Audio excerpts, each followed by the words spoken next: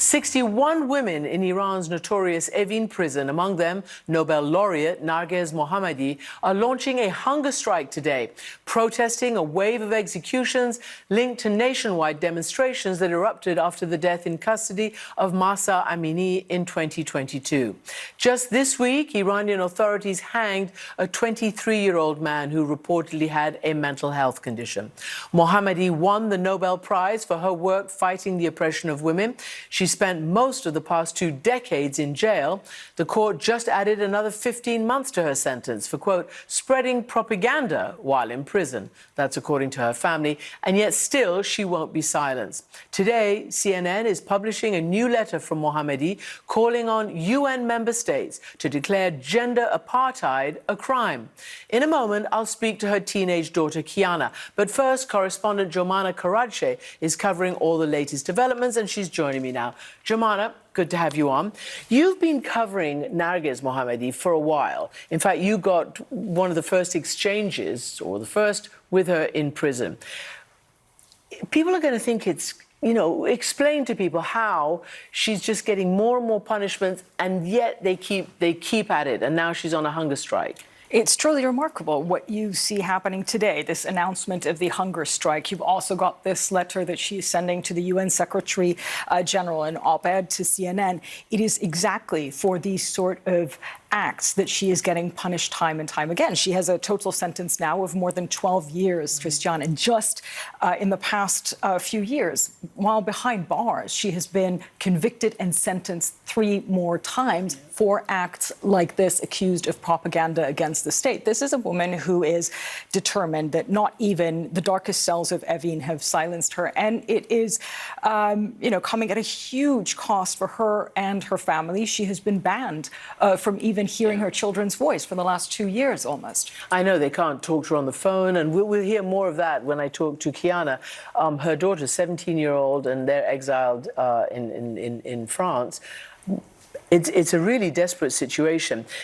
A lot of this and the extra punishment and the extra attention to people like Narges, who won the latest Nobel, 2023, is because of their huge support for the woman life freedom protests and all that spilled onto the streets after Mahsa Amini's death.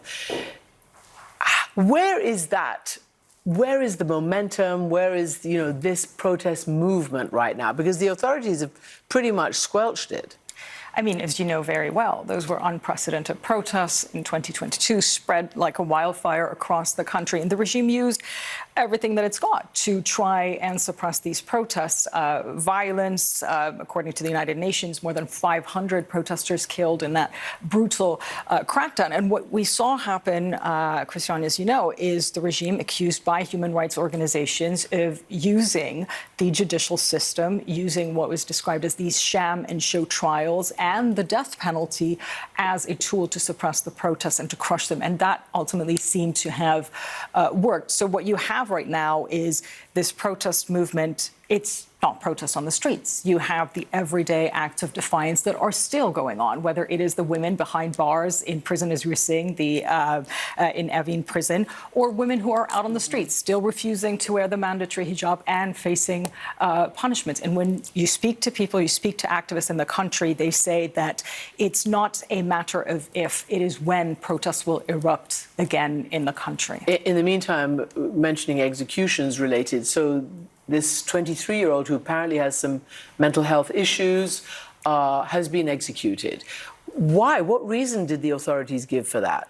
I mean, it was very surprising. A couple of nights ago, the news started spreading when his lawyer announced that he had received notification that Mohammad Ghobadlou, 23-year-old, who was accused of running over and killing a police officer during the protests, and the lawyer announced that he was about to get executed. And it was quite surprising because they were under the impression that the appeals process hadn't been exhausted yet, that there was still more to go. But then the regime carried out this execution. Amnesty International, Christian, had raised very serious issues with his trial, with his situation. Of course, having mental disabilities, international law prohibits the use of the death penalty against people with mental disabilities, but also the fact that he was one of the many protesters who were rounded up after these protests, and they were put on what was described as these show trials, unfair trials, where you had protesters convicted using what rights groups say were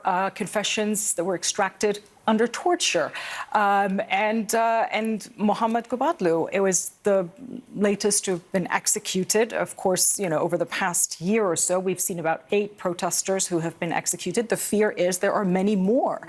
And so what we're seeing right now is this revival of this call to stop executions in Iran, where you have so many high-profile figures, including Narges Mohammadi and others, calling for that. Yeah, I mean, it's dramatic. And her daughter, who I said we're going to hear from in a moment, has also sent a statement to us, and she's published it. The Iranian people are against executions, and after the announcement of the hunger strike by imprisoned women, a powerful domestic and international movement has emerged in support of them. I hope no girl, like the one in my mother's arms, becomes an orphan due to her father's execution, and that no one is imprisoned for opposing executions, and that there will be no authoritarian regime in the world. It's a big task for a 17-year-old, and she is about to come out, and you know, she talked to you briefly at the Oslo, and we'll talk about that. But she's about to, you know, talk about, again, her mother's lobbying against what they call gender apartheid, and generally, you know, for women's rights. I just want to ask you, you went to Oslo. What was it like? What was the atmosphere? Obviously, Narges wasn't there, but you talked to her daughter. Her and the twin brother had to accept, you know, on behalf of their mom. And it's hard to be the daughter of 2 activists. What this family has gone through, Christian, it's just very hard to put it into words. We met them first last summer before Narges Mohammadi was awarded the Nobel Peace Prize, living in self-exile in Paris.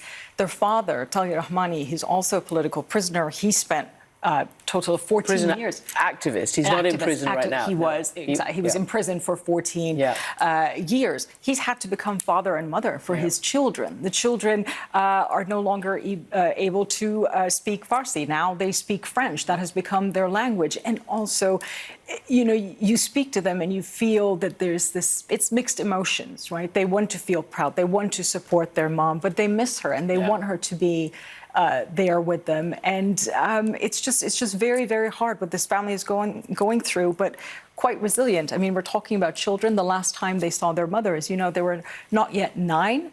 I remember speaking with Ali, Kiana's twin brother, and he said that the last time he saw his mother, she made them breakfast, she sent them to school. When they came back, she was gone. Wow. And they haven't seen her since. Yeah, it's the personal cost of this political activism and human rights activism. Jomana, thank you.